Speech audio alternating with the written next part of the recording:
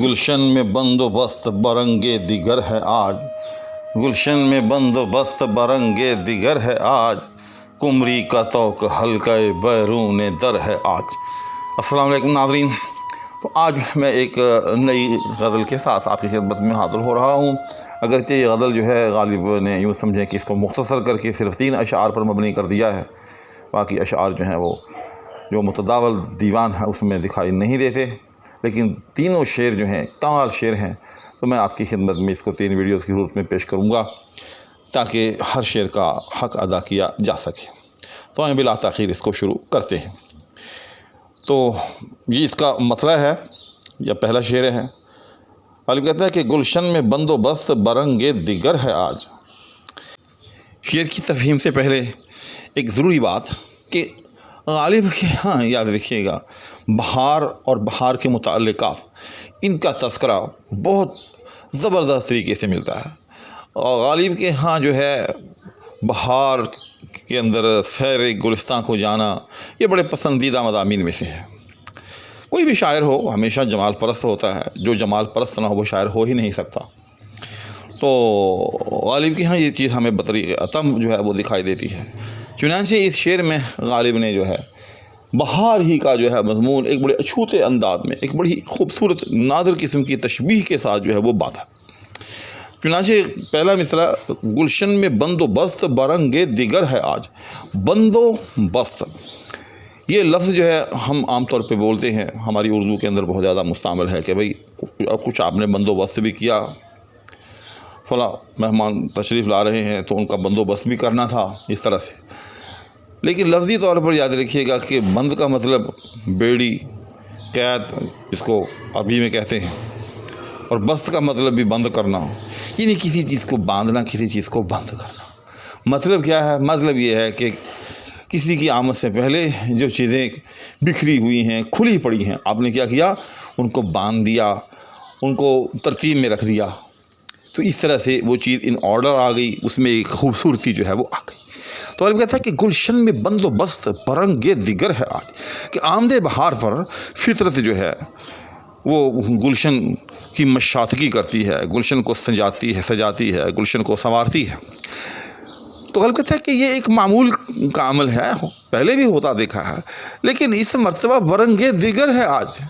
کہ آج تو کچھ ایک اور ہی طرز سے، ایک اور ہی رنگ میں جو ہے گلشن کی مشاطگی یا گلشن کو سجانے سنوارنے کا جو ہے کام ہمیں دکھائی دے رہا ہے۔ وہ کیسے؟ کمری کا طوق حلقہ بیرون در ہے آج۔ یہاں دراصل مشابہت سوری میں اس کو کہہ سکتا ہوں، یعنی 2 چیزوں کے اندر معنوی نہیں، معنوی بھی ہو سکتی ہے، لیکن معنوی کے ساتھ ساتھ یہ سمجھیں کہ سوری کا مطلب صورتاً، صورت کے اعتبار سے ایک مشابہت جو ہے وہ غالب نے علی ہے، یا غالب کے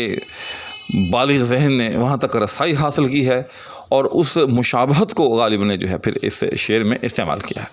وہ مشابہت کیا ہے کہ آپ نے دیکھا ہوگا کہ جو دروازے کا جو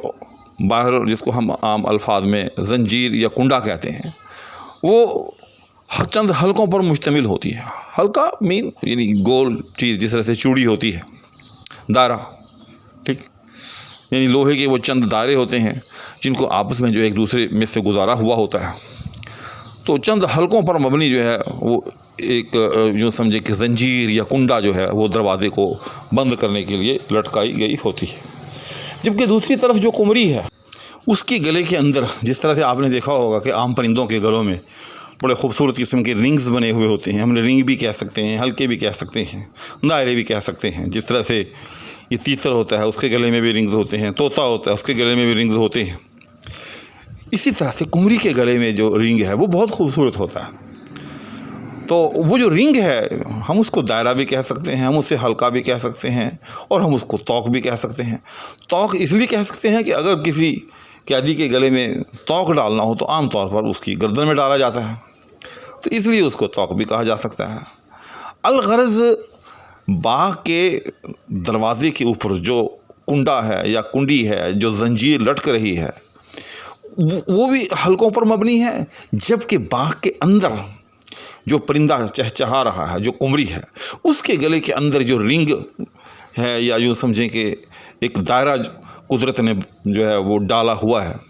وہ بھی اسی طرح سے گول ہے، ایک حلقہ جو ہے وہ دکھائی دیتا ہے۔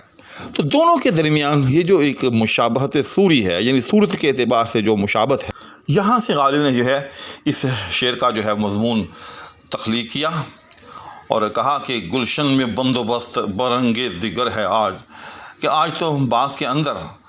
سجنے سنورنے کا جو بندوبست ہے، گلشن کی مشادگی کا جو بندوبست ہے جو فطرت نے کیا ہے وہ کچھ اور ہی طرح ہے۔ اور یہ جو بیچ میں ہے برنگ دیگر، یعنی کسی اور ہی رنگ میں ہے۔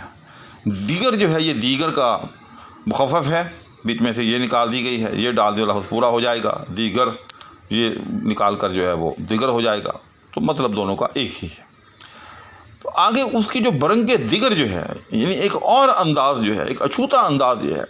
اس کی تشریح غالب نے پھر دوسرے مصرے میں کی اور اس میں اس تشبیہ کا ذکر کیا جس کا میں نے ابھی تفصیل کے ساتھ تذکرہ کیا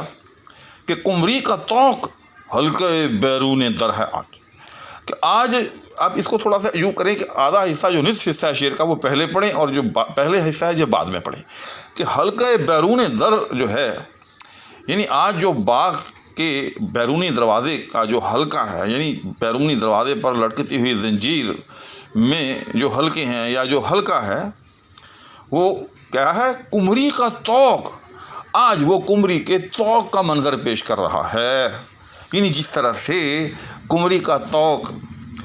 قمری کے گلے میں جو ایک فطرت نے رنگ ڈالا ہے وہ بہت دیدہ زیب اور خوبصورت دکھائی دیتا ہے، اسی طرح سے آج باغ کے بیرونی دروازے کا